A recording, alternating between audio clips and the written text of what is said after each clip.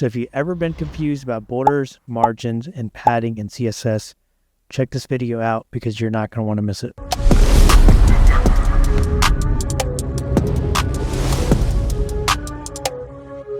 All right, so I'm on this website called cssreference.io, and honestly, this is one of the best websites I use personally when it comes to answering any questions I may have on CSS and just to understand the properties and capabilities that CSS really has. So you don't even have to watch my videos, to be quite honest. This is probably the best place you can go to learn things and see visuals of it.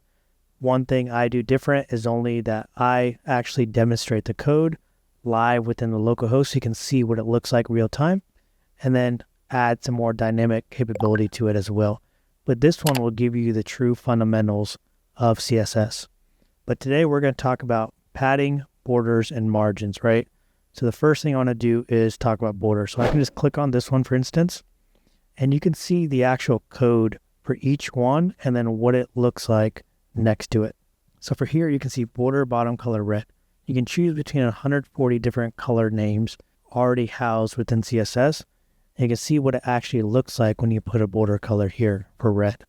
Or if you want to use the actual code itself, the hexadecimal code, you can see what it looks like when it's sort of a greenish color. The next one I want to talk about is the border left radius. You can also change it to where you can have a curved edge on one side. This one's kind of weird here, but you can see what it looks like for the left red side that we have. And then you could see how it's actually coded for each different type. Now, if you want to do a dotted style, a dash style, solid, double, whatever it may be, you have those options here as well and see exactly what they look like. You can also change the width. So it doesn't necessarily mean that you're going to have just one thing for the code built in here. You're probably going to have to stack more than one thing, but this will allow you to see exactly what it looks like. So for example, if you have a color, you can put the color and then you can put the width at the 4 pixels here to see the thickness. You also have different color options as well. So you can do transparent, which will kind of keep a transparent color to the borders and it'll take up the space defined by the border width value. This is helpful because then you're not going to have things merging together, right? You have solid colors such as this that are typed in. You have the hexadecimal code that you can apply as well.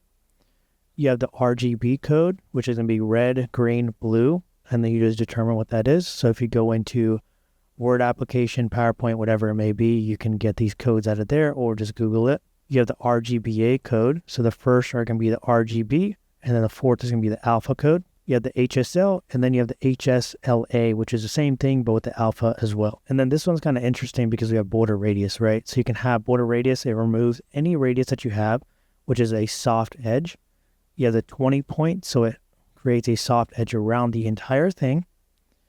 You have a border radius at 50%, which is kind of weird, right? We don't want that. You have a percentage value they can introduce here. And then you have the 20 points and then the 50%, which is just some weird shape like some kid drew it or something.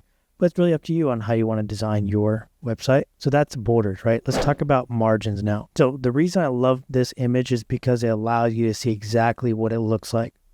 So the target is the one we're looking at, right? So margin bottom, it removes any margin at the bottom, but everything is going to be nested up against each other.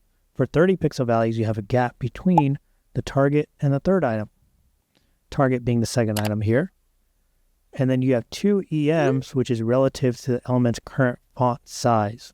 And then you have a percentage, which is relative to the percent of the actual container size.